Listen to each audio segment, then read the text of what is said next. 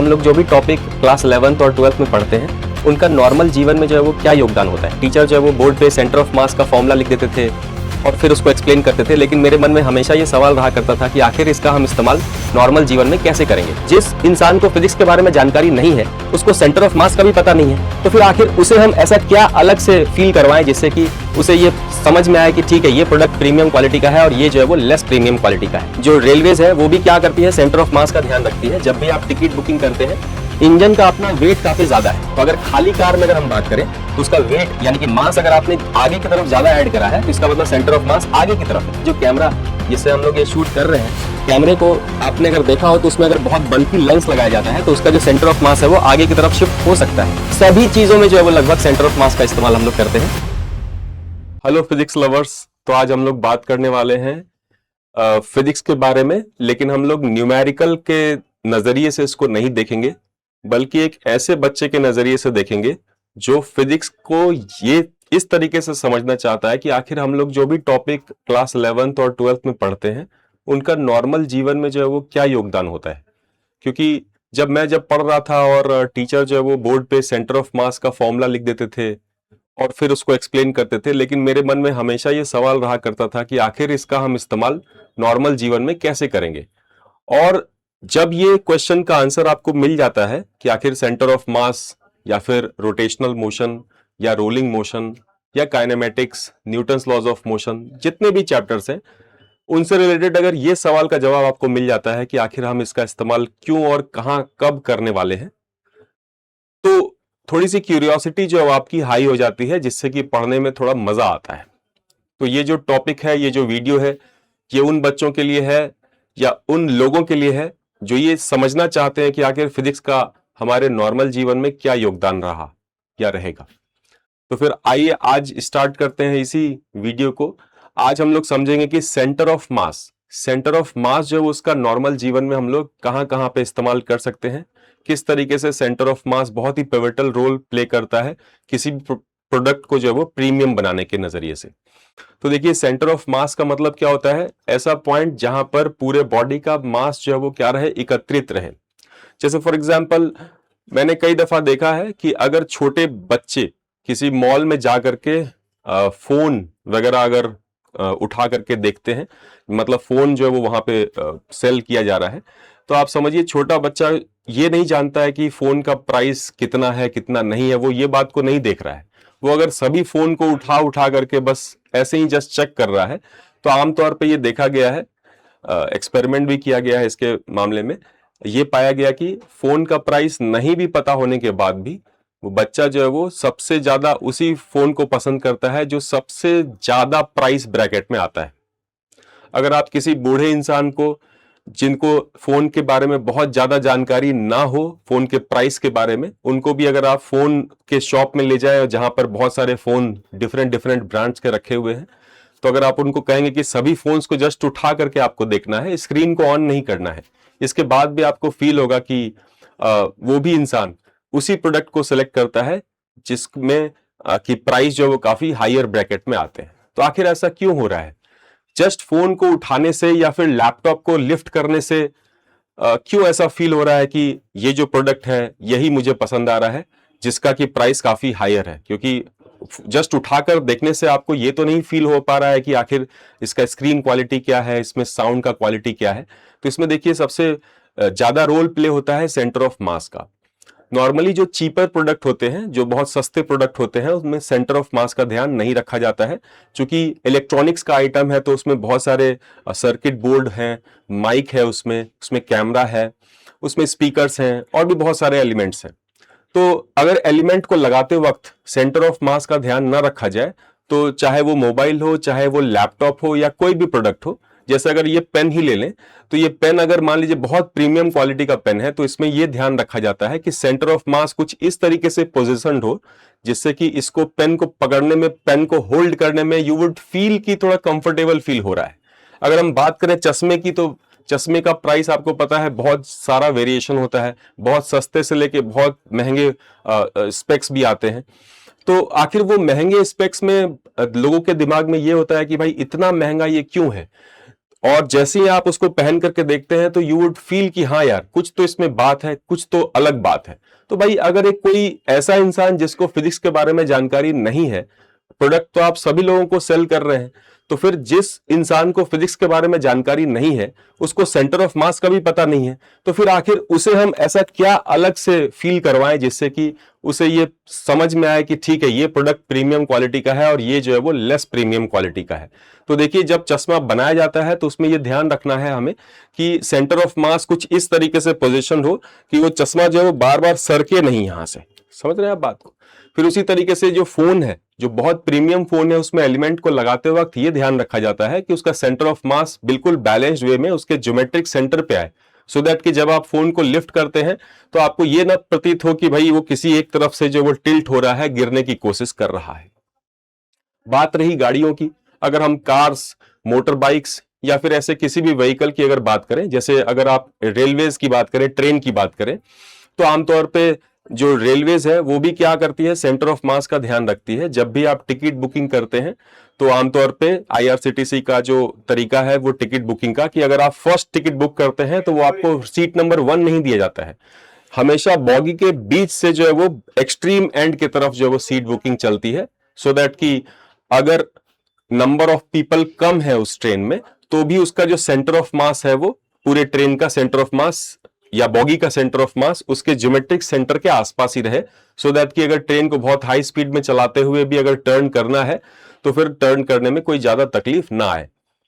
बहुत सारे कंट्रीज में जहां पर पैसेंजर्स का नंबर बहुत ज्यादा नहीं है, ट्रेन जो है वो अमूमन मान लेते हैं 60% ही ऑक्यूपेंसी पे चल रही है, तो 40% सीट जो वेकेट रहेगा वो एक्सट्रीम एंड का सीट वेकेट रखने की कोशिश करते हैं और पैसेंजर्स को इंश्योर करते हैं कि वो ट्रेन के डब्बे के बीचों बीच बैठे। इसका मतलब ये कि टिकट बुकिंग करते समय में मिड से स्टार्ट करते हुए एंड तक जाना है। ये नॉर्मली रेलवेज जो है ये चीज फॉलो करती है, सभी कंट्रीज में ऐसा होता है। तो देखिए आप सेंटर ऑफ मास को यहां पे भी हम लोग इस्तेमाल कर रहे हैं ट्रेन के टिकट बुकिंग करने में भी। रही बात व्हीकल की यानी कि कार्स के बारे में अगर हम बात करें तो देखिए नॉर्मली कार्स में जो है वो इंजन सामने की तरफ होते हैं, है ना, बोनट आप लिफ्ट करते हैं तो उसमें आप इंजन को देख सकते हैं। तो नॉर्मली जो है वो कुछ कार्स में हालांकि इंजन पीछे की तरफ भी होते हैं, जैसे F1 रेस के कार में इंजन पीछे की तरफ भी होता है या सामने की तरफ भी होता है कई सारे कार्स में। बट अगर नॉर्मल सड़क पे चलने वाली कार के बारे में हम बात करें तो फिर वो उसमें engine most of the time आगे की तरफ ही होता है।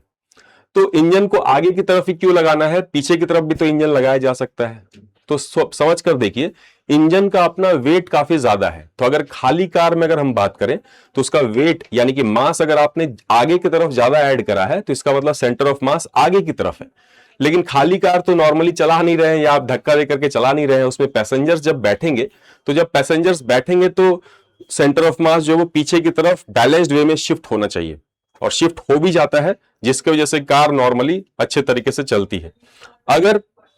इंजन भी पीछे रखें और पैसेंजर को भी पीछे बिठाएं तो सेंटर ऑफ मास जो बहुत पीछे की तरफ चला जाएगा, जिससे कि कार को टर्न करने में कई दफा दिक्कत आती है। इसका एग्जाम्पल आप अपने नॉर्मल जीवन में ई रिक्शा वगैरह में आपने देखा होगा। अगर कोई बहुत हैवी पीपल, मतलब दो अगर बहुत हैवी इंसान है और दोनों एक ही तरफ अगर बैठ जाए जिनका मास काफी ज्यादा है, तो आपको दिखता होगा कि जो ई रिक्शा है वो एक तरफ जो वो टिल्ट होकर के चलना स्टार्ट कर देता है। तो वो जो ड्राइवर है वो हमेशा बोलता है कि आप लोग बैलेंस होकर के बैठिए, जो दो हैवियर पीपल है वो मतलब कॉर्नर्स पे बैठे और जो नॉर्मल है वो इस कॉर्नर पे बैठे, तो उससे जो सेंटर ऑफ मास है वो बैलेंस्ड रहता है। तो ध्यान रखिएगा सेंटर ऑफ मास का इस्तेमाल सिर्फ आईआईटी या नीट को क्रैक करने में नहीं, हमारे नॉर्मल जीवन में भी होता है। अगर ये जो कैमरा जिससे हम लोग ये शूट कर रहे हैं, कैमरे को आपने अगर देखा हो तो उसमें अगर बहुत बल्कि लेंस लगाया जाता है तो उसका जो सेंटर ऑफ मास है वो आगे की तरफ शिफ्ट हो सकता है। लेकिन कैमरा बनाते वक्त भी ये ध्यान रखा जाता है, क्योंकि कैमरे से हम अगर बहुत बड़ा लेंस अगर है, यानी कि अगर किसी भी जानवर का अगर हम फोटो खींचना चाहते हैं जो कि काफी दूर में है, तो उसमें जो है वो सेंटर ऑफ मास बैलेंस रहना काफी जरूरी है, क्योंकि आपको बहुत देर तक कैमरे को होल्ड एक पोजीशन पे करना पड़ सकता है। और अगर सेंटर ऑफ मास बैलेंस्ड नहीं है तो आपके हाथ में, आपके कंधे में, शोल्डर्स में जो है वो दर्द होना लाजिमी हो सकता है। बात रही मोटर बाइक की, तो मोटर बाइक में भी नॉर्मली जो अच्छे बाइक्स होते हैं उनमें भी या फिर नॉर्मल चीप बाइक्स में भी, बाइक में जो बहुत ज्यादा समस्या नहीं है सेंटर ऑफ मास को बैलेंस करने में, तो उसमें इंजन को जो कुछ इस तरीके से मतलब लगाया जाता है सो दैट कि पैसेंजर के बैठने के बाद में सेंटर ऑफ मास जो है उसका सही तरीके से बैलेंस रहे। अब क्या होता है नॉर्मली पब्लिक मतलब ट्रांसपोर्ट में कई दफा ऐसा देखने को आया है कि ट्रक या ट्रैक्टर में जो है वो ऊपर बहुत सारा सामान जो है वो कई दफा लाद दिया जाता है। जैसे मान लीजिए कि पुआल होता है अपने बिहार की तरफ जो, जिसको ट्रैक्टर पे जो है बहुत सारा जो है वो एक साथ बांध देते हैं, आपने कई दफा रोड पे इनको देखा होगा। तो इसमें जो है पेनल्टी है। पेनल्टी क्यों है भैया? बच्चा बोलेगा कि हम तो अपना गाड़ी चला रहे हैं उस पर हम कुछ भी लाद के चलें, आपको क्या तकलीफ है? लेकिन ऐसा नहीं है। जब आप बहुत ज्यादा मास ऊपर की तरफ जब आप लाद देते हैं तो सेंटर ऑफ मास जो उसका ऊपर की तरफ शिफ्ट हो जाता है। सेंटर ऑफ मास का बेसिक आइडिया है जिधर मास ज्यादा होगा सेंटर ऑफ मास उसी तरफ शिफ्ट हो जाएगा। तो चलते हुए व्हीकल में सेंटर ऑफ मास नीचे की तरफ रखने की कोशिश हमें करनी चाहिए, लेकिन अगर ज्यादा मास ऊपर की तरफ आपने अगर लाद दिया है तो उसका सेंटर ऑफ मास ऊपर की तरफ शिफ्ट हो जाएगा, तो टर्न लेते समय हो सकता है कि गाड़ी जो है टॉपल कर जाए, पलट जाए। तो यही देखने को आता है। दैट्स वाई जो है वो कहा जाता है कि पब्लिक ट्रांसपोर्ट में या फिर नॉर्मल ट्रांसपोर्ट में भी आपको बहुत ज्यादा सामान कार के ऊपर की तरफ या व्हीकल के ऊपर की तरफ नहीं बांधना है, ठीक है ना। जो कैरियर्स होते हैं कई दफा लोग यूज करने लग जाते हैं, ऊपर जो है सामान बांध देंगे बहुत सारा। हालांकि इसमें बहुत सारे एस्पेक्ट्स हैं कि जब आप ब्रेक लगाते हैं तो कई दफा वो रस्सी जो है वो टूट करके सामने की तरफ आ सकती है, या फिर अगर आप एक्सेलरेट कर रहे हैं तो पीछे की तरफ भी जा सकती है। तो इससे बचने के लिए भी कई दफा पेनल्टी लगाई जाती है। अगर हम बात करें ये जैसे कि एसी का जो रिमोट है, एसी के रिमोट में नॉर्मली ये चीप प्रोडक्ट है, मतलब इसमें बहुत ज्यादा कुछ दिमाग नहीं लगाया जाता है। जस्ट प्रोडक्ट बना करके सेल कर रहे हैं, उसमें सेंटर ऑफ मास बैलेंस है या नहीं है इसके बारे में कुछ नहीं सोचा जा रहा है। लेकिन अभी फिलहाल में जो फायर स्टिक बोल करके एक रिमोट आता है, या फिर नए जो टेलीविजन सेट हैं जो थोड़े कॉस्टली साइड में होते हैं, उनके रिमोट में अगर आप ध्यान से देखेंगे तो जो बैटरी है वो साइड बाय साइड नहीं बल्कि लेंथ वाइज लगी होती है। मतलब इस तरीके से बैटरीज को लगाया जाता है सो दैट कि जब आप रिमोट को जब आप लिफ्ट करेंगे तो नॉर्मली ये जो रिमोट है इसमें बैटरी पीछे की तरफ लगी हुई है, तो इसका सेंटर ऑफ मास पीछे की तरफ है। जबकि अगर बैटरी को अगर लाइन से लगाया जाए तो आपको दिखेगा कि इसका centre of mass perfectly balance है। आपको उस रिमोट को उठाते ही फील होगा कि yes this is a premium product, ठीक है ना। फिर बहुत सारे जगहों पे हम लोग सेंटर ऑफ मास का इस्तेमाल करते हैं। मैं तो रोड पे चलता रहता हूं तो मुझे दिखता रहता है कि यार ये सेंटर ऑफ मास का यहाँ इस्तेमाल, जैसे फॉर एग्जांपल अभी दिमाग में आ गया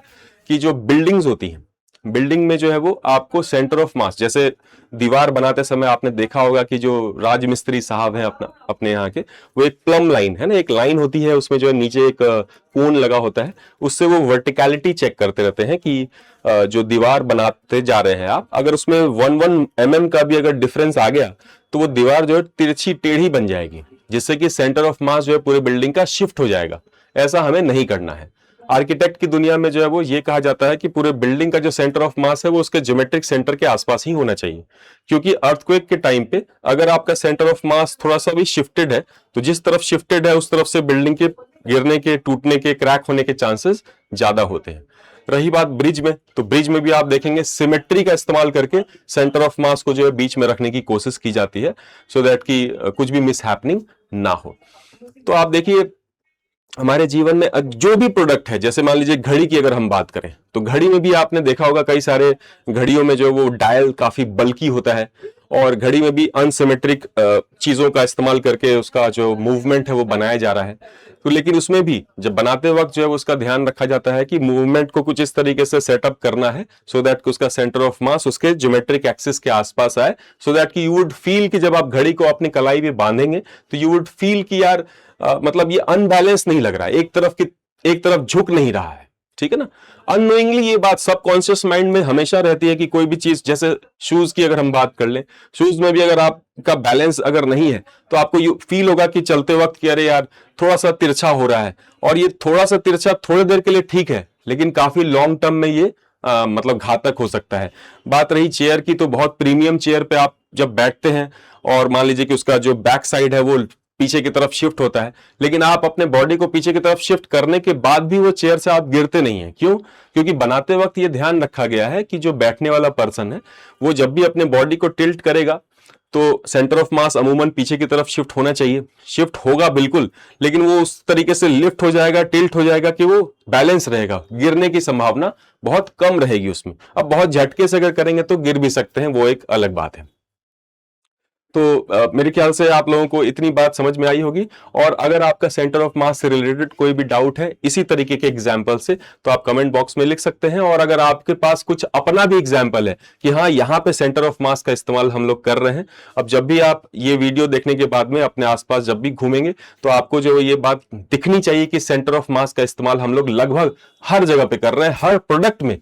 प्रोडक्ट में आप अपने घर पे जितनी जितनी भी चीजें देख पा रहे हैं, सभी चीजों में जो है वो लगभग सेंटर ऑफ मास का इस्तेमाल हम लोग करते हैं। और सेंटर ऑफ मास का इस्तेमाल करके उसको बैलेंस करते हैं, सो दैट कि वो एक तरफ झुका हुआ या मुड़ा हुआ या ऐसा कुछ ना फील हो।